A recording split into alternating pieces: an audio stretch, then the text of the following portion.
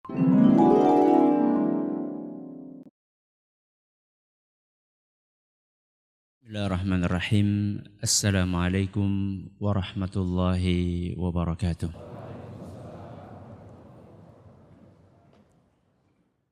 Alhamdulillahi wahdah. Wassalatu wassalamu ala man la nabiyya ba'dah. Wa ala alihi wa sahbihi wa man ittaba'a hudah amma ba'd. Kita panjatkan puja dan syukur kehadirat Allah Jalla wa Ala. Pada kesempatan malam yang berbahagia kali ini, kita kembali diberi kekuatan, kesehatan, hidayah serta taufik dari Allah Jalla wa'ala. Sehingga kita bisa kembali menghadiri pengajian rutin tafsir kita ini di Masjid Agung Darussalam Purbalingga. Kita berharap semoga Allah Tabaraka wa Ta'ala berkenan untuk melimpahkan kepada kita semuanya ilmu yang bermanfaat sehingga bisa kita amalkan sebagai bekal untuk menghadap kepada Allah Jalla wa'ala. Amin ya rabbal alamin. Salawat dan salam semoga senantiasa tercurahkan kepada junjungan kita Nabi besar Muhammad sallallahu alaihi wasallam, kepada para keluarganya, sahabatnya dan umatnya setia mengikuti tuntunannya hingga akhir nanti. Seperti biasanya sebelum kita memasuki materi kajian pada malam hari ini, kita akan membaca bersama surat yang mulia ini, yaitu surat Alam Nashrah, untuk mengulangi hafalan kita, memperbaiki bacaan yang mungkin belum pas dan mempelajari beberapa hukum tajwid yang ada di dalam surat yang mulia ini. A'udzu billahi minasy syaithanir rajim.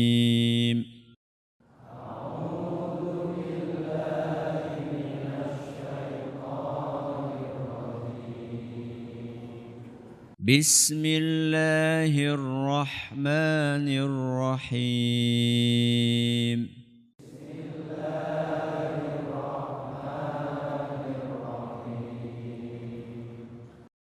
Alam nashrah laka sadrak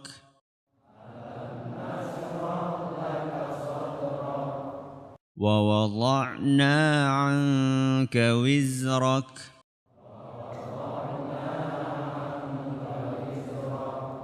الذي أنقض ظهرك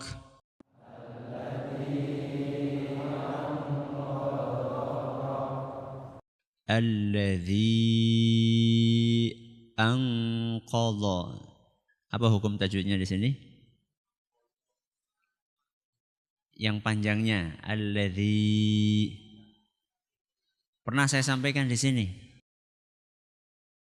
Majjais munfasil. Majjais munfasil. Majjais munfasil itu ketika mat tabi'i ketemu dengan hamzah yang diistilahkan oleh para ulama dengan hamzah qata' pada awal kata berikutnya. Kalau kita lihat alladzi itu hukum asalnya mat tabi'i. Tapi karena berhubung kata yang sesudahnya anqadha itu diawali dengan hamzah qata', maka menjadi hukumnya berubah, bukan mat tabi'i lagi tapi menjadi majjais munfasil. Jaiz itu artinya apa? Boleh. Jaiz itu artinya boleh. Mat yang boleh. Boleh gimana Ustaz? Boleh dibaca panjang banget, boleh dibaca panjang biasa. Panjang biasa itu berapa? 2.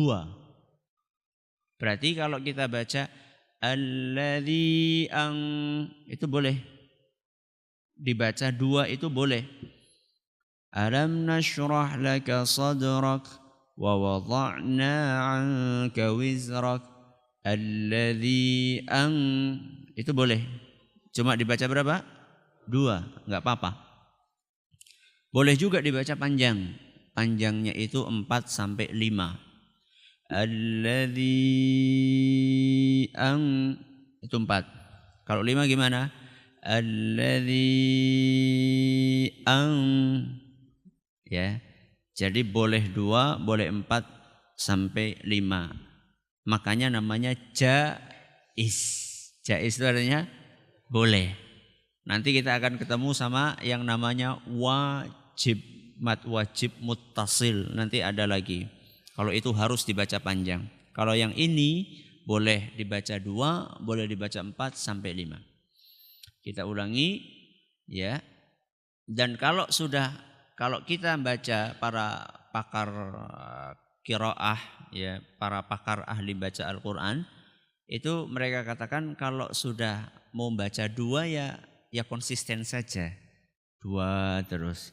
Kalau mau baca 5 ya konsisten 5 terus. Maksudnya sekali baca, kalau kita mau baca 2, pakai yang 2 ya sudah 2 aja terus. Tapi kalau kita pengen yang 5 ya sudah 5 terus. Itu lebih baik, ya itu lebih afdal. Alladzi anqadha dhahrak. Monggo.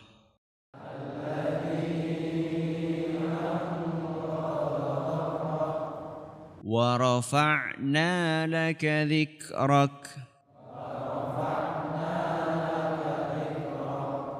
Fa inna ma'al usri yusra.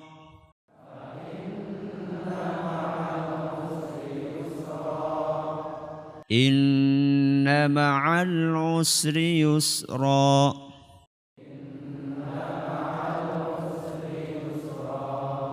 فإذا فرغت فانصب.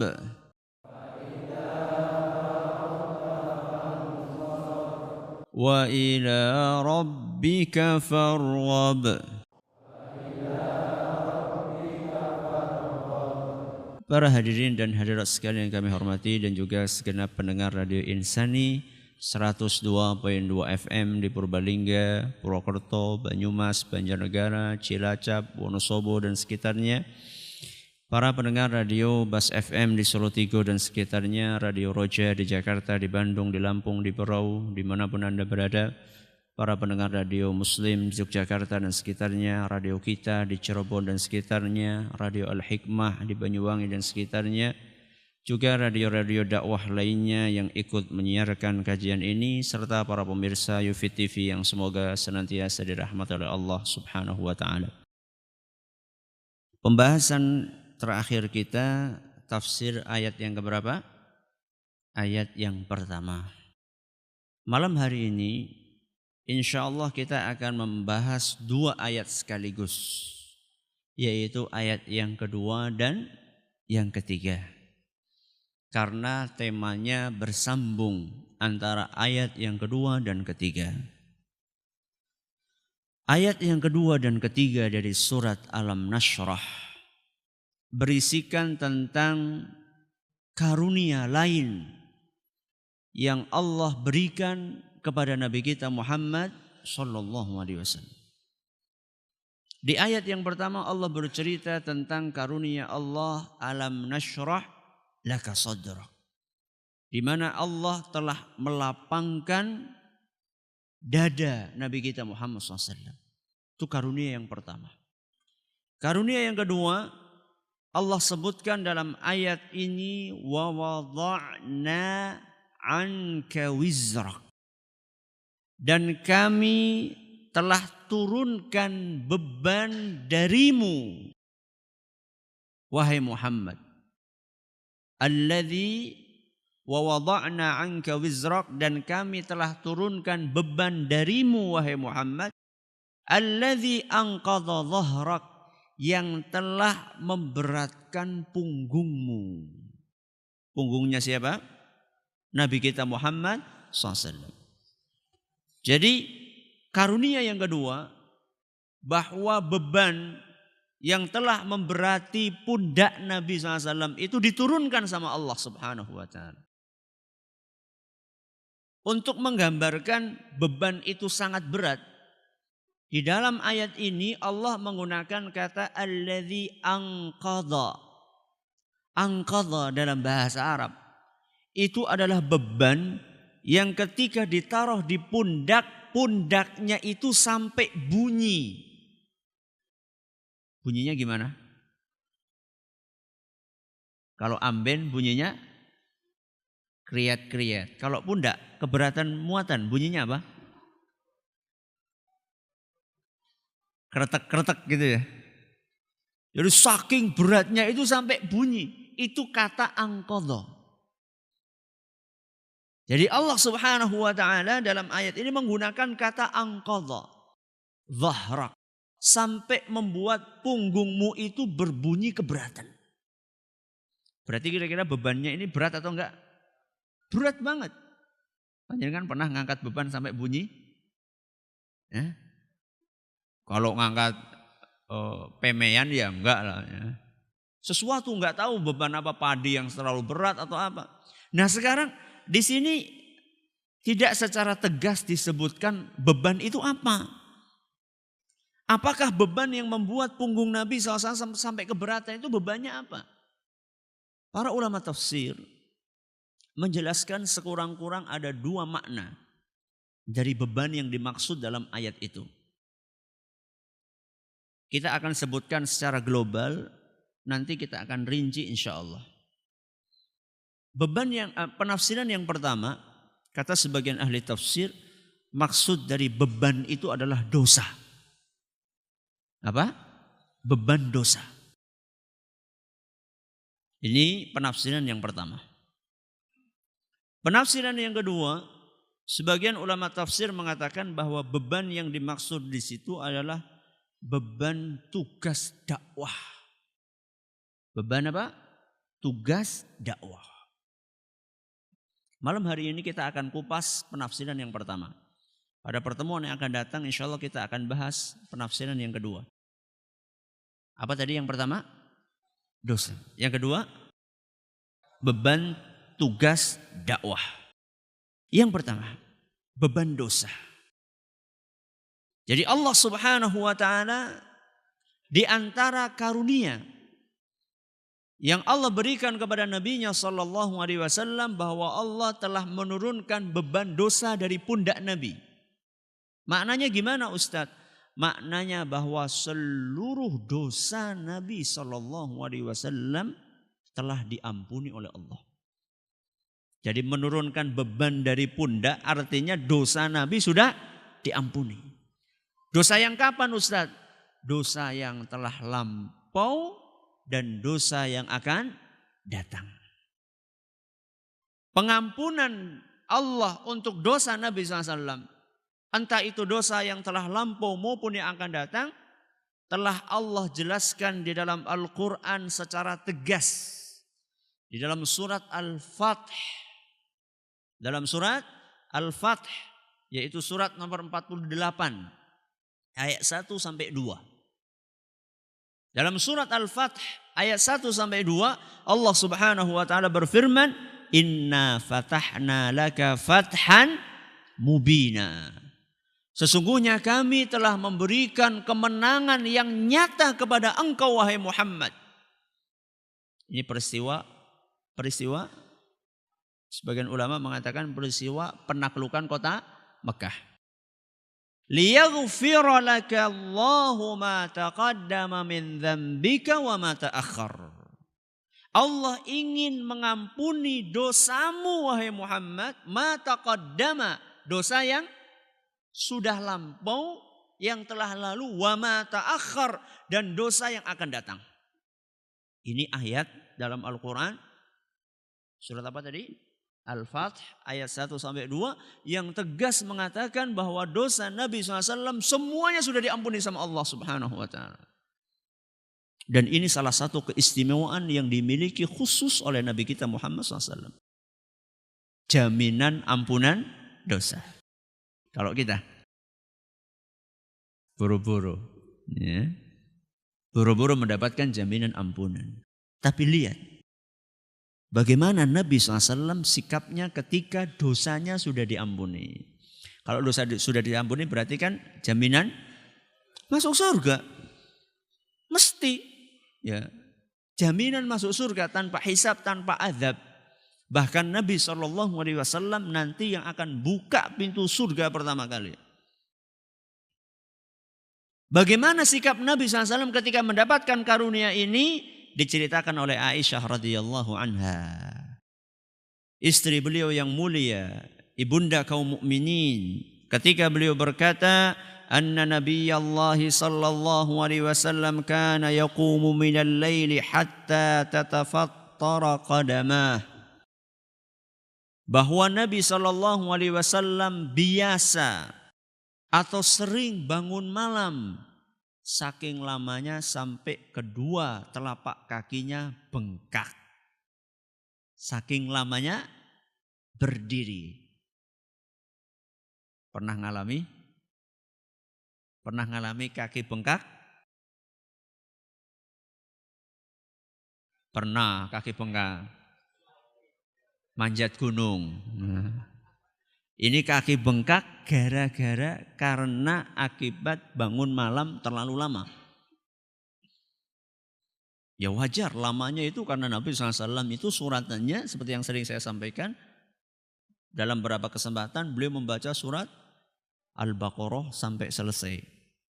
1 rakaat itu. Masih ditambah dengan surat Ali Imran. Masih ditambah dengan surat An-Nisa. Sebanyak ini surat trio panjang ini. Surat yang panjang-panjang. Kalau kita kan trio kul kan. Al-Ikhlas, Al-Falaq, An-Nas. Ini enggak, ini surat 3 panjang-panjang. 1 rakaat. Dan rukuknya beliau seperti lama berdirinya.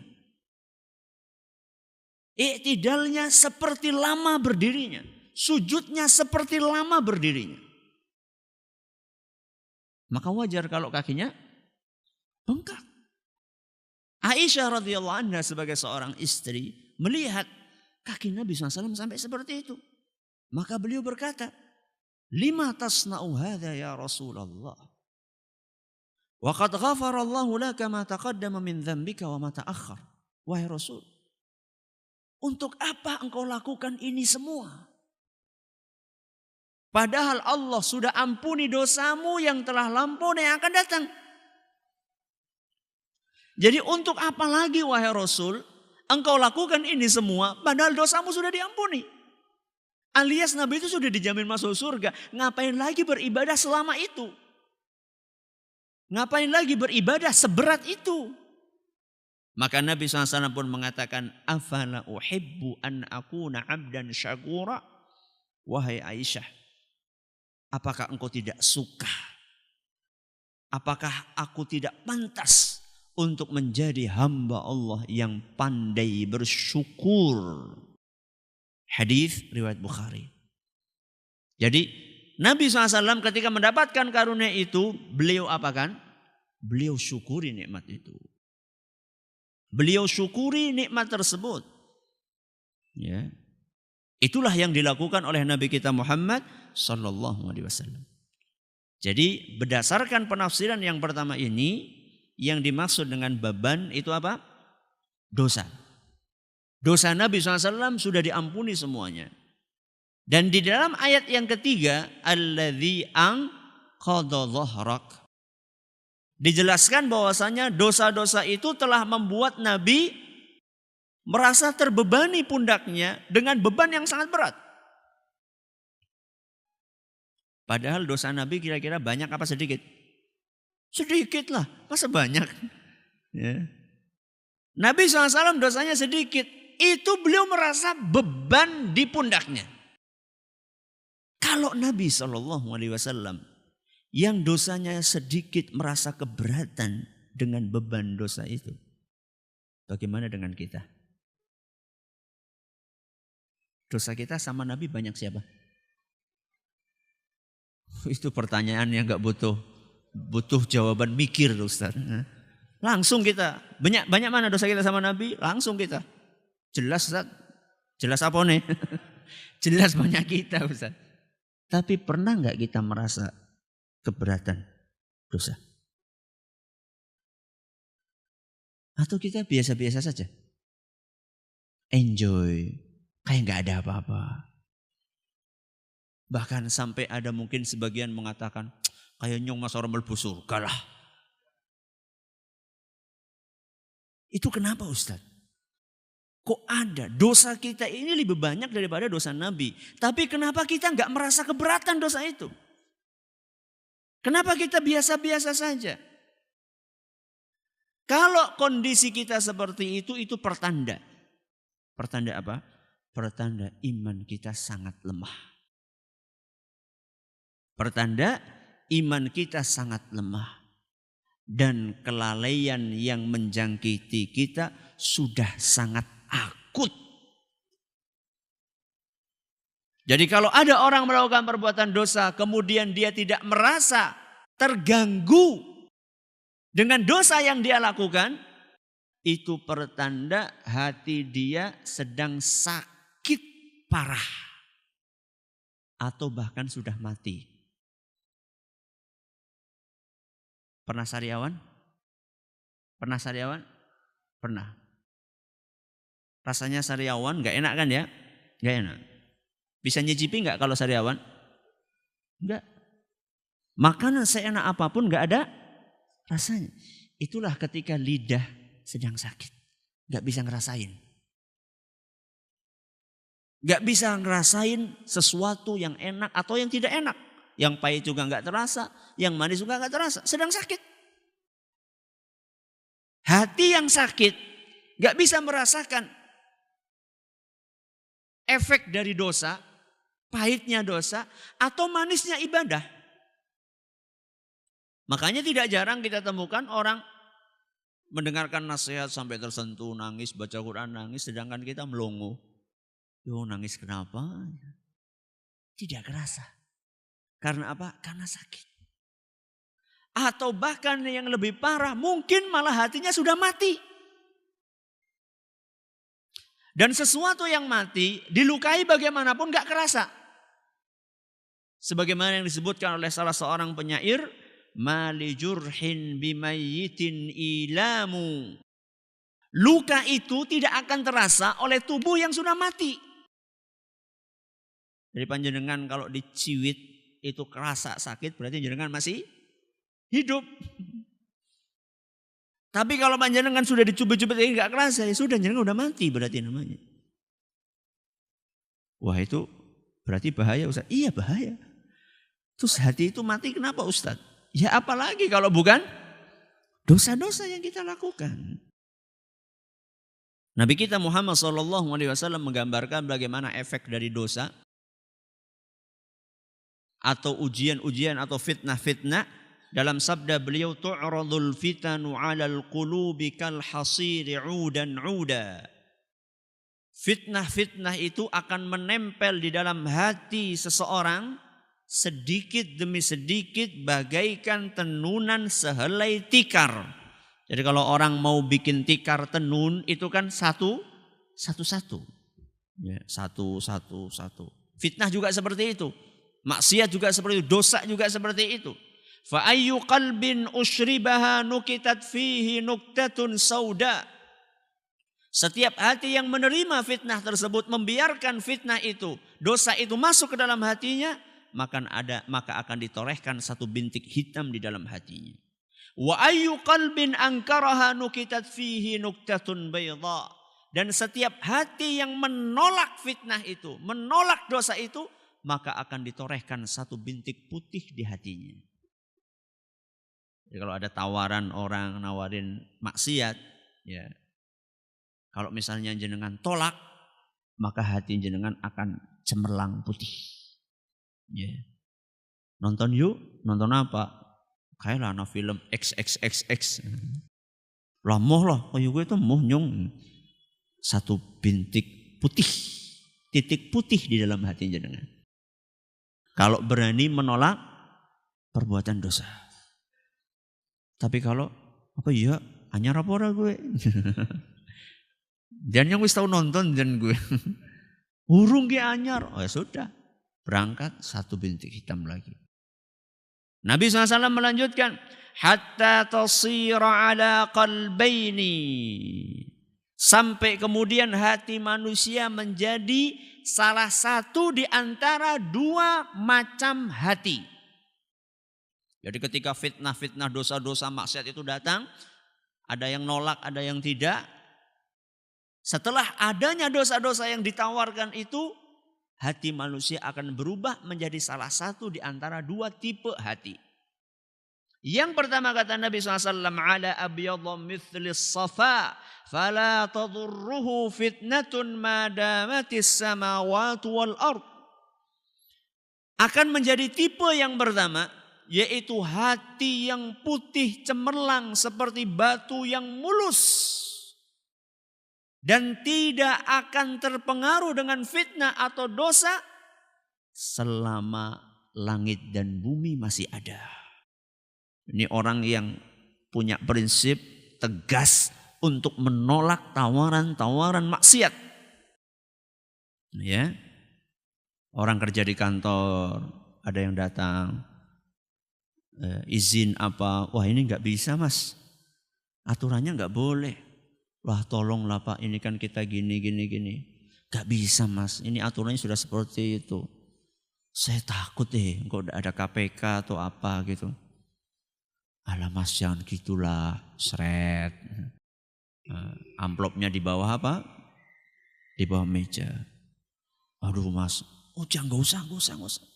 Di mek ini kandel ya.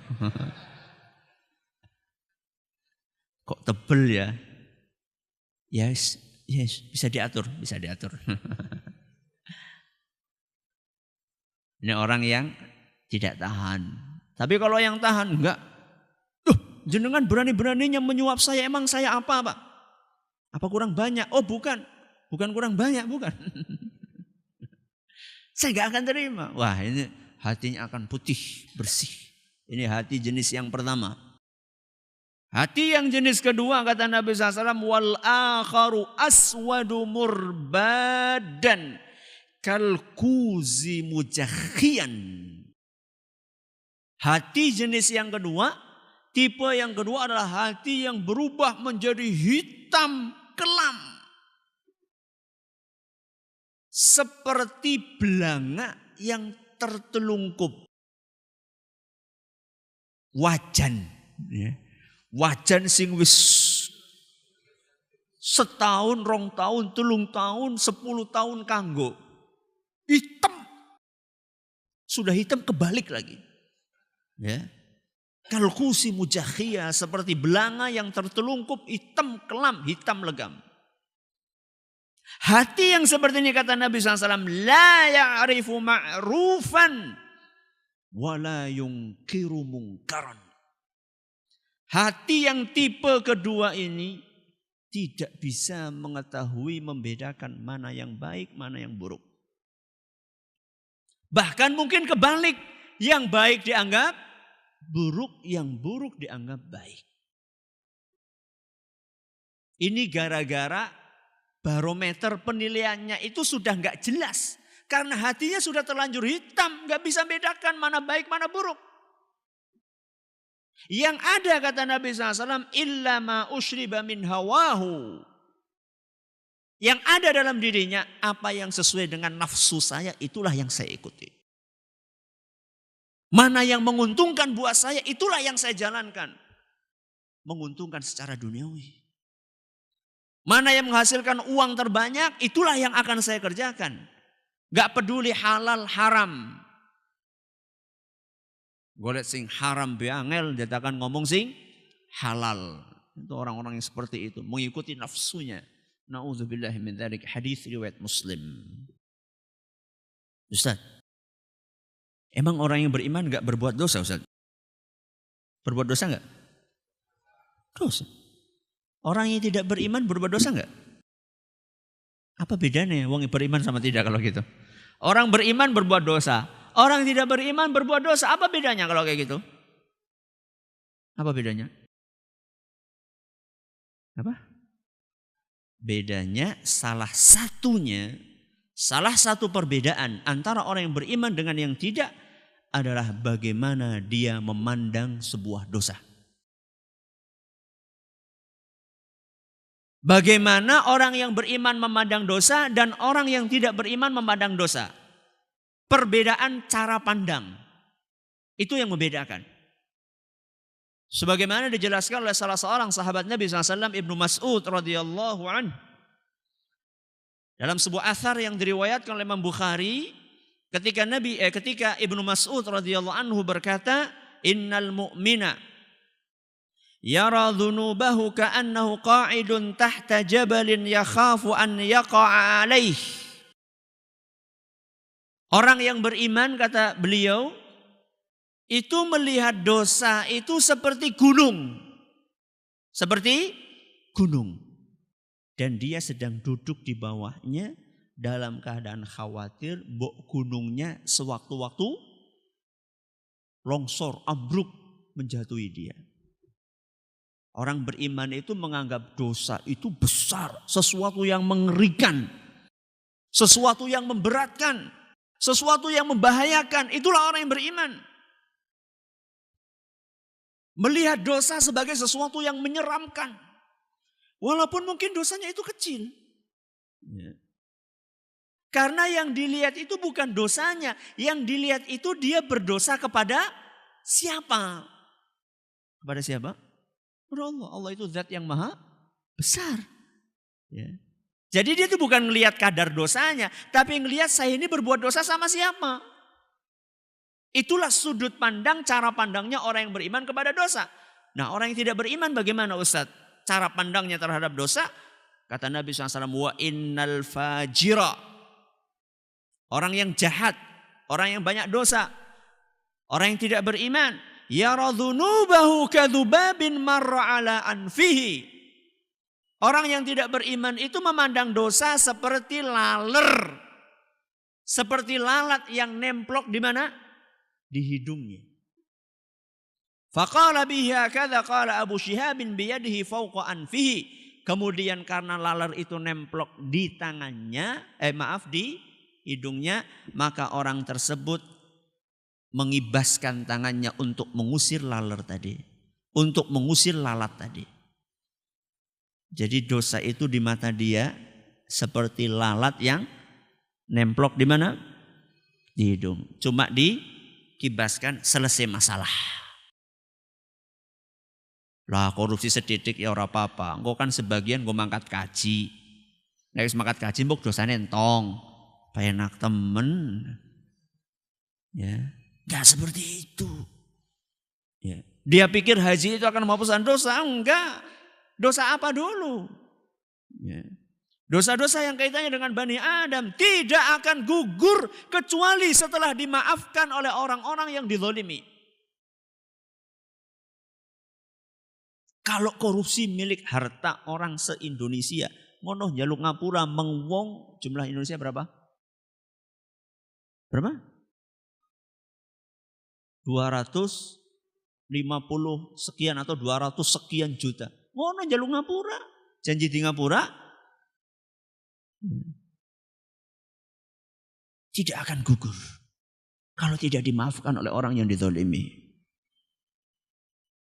Jadi itulah perbedaannya antara orang yang beriman dengan yang tidak beriman. Maka wajib bagi kita untuk selalu introspeksi. Ngitung-ngitung. Dosaku wis pirah. Ya. Sejak kita balik, kita kan dihitung dosanya sejak balik. Sejak balik sampai sekarang dosa saya sudah berapa? Saya enggak sholat sudah berapa kali? Ya, saya menyakiti istri saya sudah berapa kali? Saya menyakiti orang tua saya sudah berapa kali? Saya tidak perhatian sama anak-anak saya sudah berapa tahun? Sudah berapa kali saya tidak mengingatkan suami saya yang enggak sholat? Sudah berapa kali saya menggunakan lisan saya untuk menggunjing tetangga dan teman saya? Sudah berapa kali saya ini gak ke masjid? Sudah berapa tahun? Sudah berapa kali saya memakan harta yang bukan milik saya? Itulah orang yang beriman. Ngitung. Saya yakin di sini ada pedagang. Ada pedagang? Banyak. Pedagang rata-rata ya. Ya pedagang teladan maksudnya. Pedagang teladan itu rata-rata kalau malam itu nggak akan tidur kecuali setelah ngerekap. Setelah ngerekap. Ya, lihat buku catatan dagangnya. Hari ini masuk berapa, keluar berapa, keuntungan berapa. Itu pedagang yang serius. Pedagang yang serius itu sampai malam nggak akan tidur kalau rekap ini masuknya berapa, keluarnya berapa, untungnya berapa, modalnya tinggal berapa, besok kulakannya gimana. Saya tanya, dia lakukan itu semua untuk dapat keuntungan kan? Iya. Boleh nggak seperti itu? Boleh. Tapi saya tanya, keuntungan yang dia miliki itu, dia nikmati berapa tahun? Berapa tahun? 60 tahun? Mungkin semalam, ngesuknya mati. Mungkin kan? Yo jangan begitu tuh, nanti saya jadi nggak semangat dagangnya. Enggak, maksudnya kita itu akan ngelihat kita ini jungkir balik sampai tidur tengah malam itu kan untuk menikmati sesuatu yang enggak lama kan. 60 tahun, 70 tahun setelah itu meninggal, ditinggal semuanya kan. Apa ada ceritanya orang punya harta banyak gitu, gelang sampai renteng-renteng kalau dipakai itu. Apa kira-kira ketika meninggal ada yang dipakai ke kuburan? Ada enggak? Kira-kira anaknya kalau ngelihat ibunya bawa gelang ke kuburan gimana? Eman-eman, melas mengsapa? Menggelange. Eman-eman temen gelang di kuburan, gonyong baik. Akan dibawa. Ya. Itulah para pedagang dunia. Nah sekarang anehnya orang yang berdagang ukhrawi, berdagang akhirat, ya, itu kok ya enggak sesemangat ketika berdagang dalam hal duniawi. Ustaz, memang ada Ustaz nanti di surga atau perdagangan di dunia untuk mencari surga? Oh ada. Allah Subhanahu wa taala berfirman di dalam Al-Qur'an, ya. Dalam surat As-Saff ayat 10 sampai 12. Dalam surat As-Saff ayat 10 sampai 12 Allah Subhanahu wa taala berfirman, "Ya ayyuhalladzina amanu", wahai orang-orang yang beriman. Kata para sahabat, kalau kita dengar Allah berfirman, wahai orang-orang yang beriman, pasang telinga lebar-lebar. Anda sedang dipanggil sama Allah. Ya. Apa kata Allah Subhanahu wa taala? Hal adullukum ala tijaratin tunjikum min adzabin alim. Wahai orang-orang yang beriman, maukah kalian kutunjukkan tentang sebuah perdagangan yang akan menyelamatkan kalian dari azab yang sangat pedih. Allah ngajari kita dagang. Dagang apa itu kita Ustaz? Saya pengen dagang sama Allah. Kata Allah Subhanahu wa taala, menjelaskan modalnya apa. Kemudian pekerjaannya kayak apa? Untungnya apa? Allah jelaskan semua. Maukah kalian kutunjukkan tentang perdagangan yang akan menyelamatkan kalian dari siksaan yang pedih? Modalnya apa? Pekerjaannya apa? Tu'minuna billahi wa rasulih. Engkau beriman kepada Allah dan Rasulnya. Cukup hanya beriman? Wa tujahiduna fi sabilillahi bi amwalikum wa anfusikum. Kalian berjuang di jalan Allah dengan harta kalian dan dengan jiwa kalian. Ada yang berjuang dengan jiwanya, dengan fisiknya, dengan kekuatannya. Ada yang berjuang dengan hartanya. Yang punya harta dia berjuang dengan hartanya untuk membela agama Allah.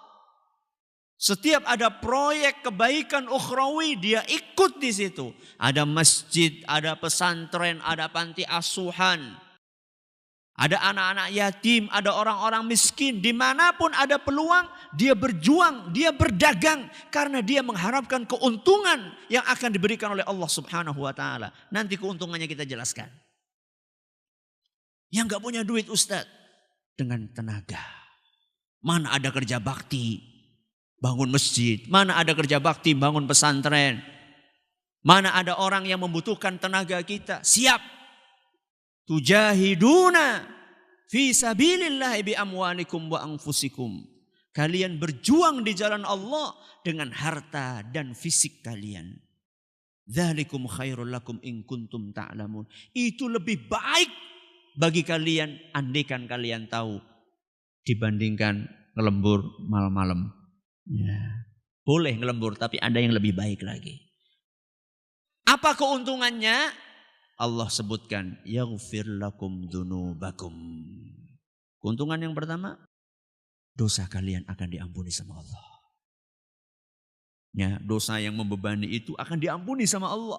Ketika kita mau berdagang sama Allah Subhanahu wa taala. Yang kedua, wa yudkhilkum jannatin tajri min tahtihal anhar. Allah akan masukkan kalian ke dalam surga yang di bawahnya mengalir sungai-sungai surga. Wa masakin thayyibatan fi jannati adn. Dan kalian akan tinggal, subhanallah. Keuntungan yang kedua, setelah Allah menyebutkan ampunan, yang kedua kalian akan dimasukkan ke surga. Di dalamnya kalian akan menikmati rumah-rumah tinggal, istana-istana yang istimewa.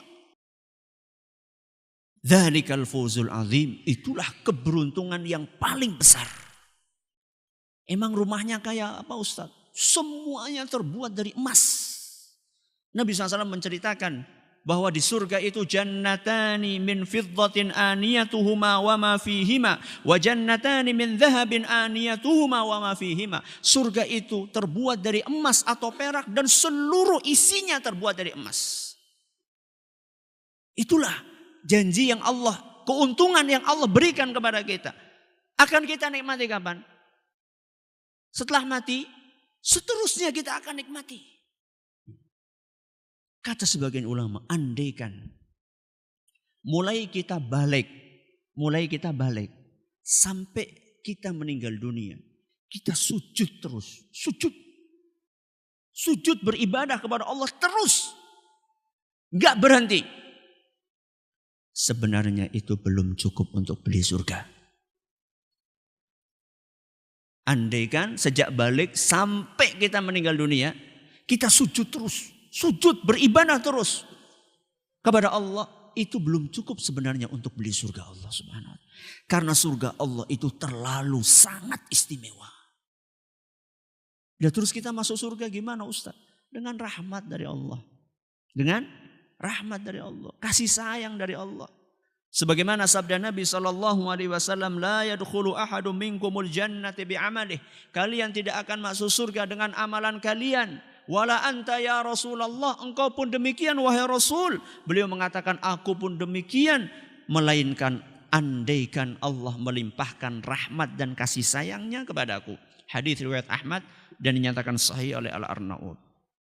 Ustaz, kalau kita misalnya masuk surga bukan karena amalan, ngapain kita beramal? Pertanyaan sebagian orang. Ngapain kita beramal? Jawabannya mudah saja. Panjenengan punya karyawan, 100 karyawan. Akhir tahun jenengan mau ngasih bonus, mau ngasih penghargaan. Siapa yang akan dikasih? Yang rajin atau yang malas? Yang rajin. Semoga Allah Subhanahu wa taala sayang, berbelas kasihan kepada kita karena kita sudah berusaha maksimal. Walaupun di sana sini masih banyak apa? Kekurangan. Ini yang dapat kami sampaikan. Terima kasih atas perhatiannya, mohon atas segala kekurangannya. Untuk tanya jawab sementara diliburkan. Semoga bermanfaat buat kita semuanya. Kita akan lanjutkan insyaAllah pada pertemuan yang akan datang. Terima kasih atas perhatiannya, mohon atas segala kekurangannya. Kita tutup dengan membaca Subhanakallahumma wa bihamdika asyhadu an la ilaha illa anta astaghfiruka wa atubu ilaik. Assalamualaikum warahmatullahi wabarakatuh. Jangan lupa untuk subscribe dan share bila kajian ini dirasa bermanfaat.